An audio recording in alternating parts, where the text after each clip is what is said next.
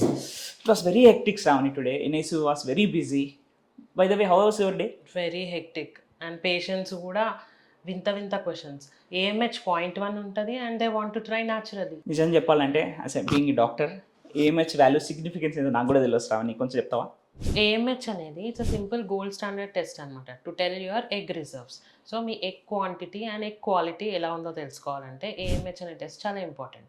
So AMH అనేది <1 ఉంది అంటే ఇమీడియట్గా ఫర్టిలిటీ స్పెషలిస్ట్ని కన్సల్ట్ అవ్వాలి. So it's a high time అనమాట, లైక్ మీ టైం అనేది తగ్గుతూ ఉంది.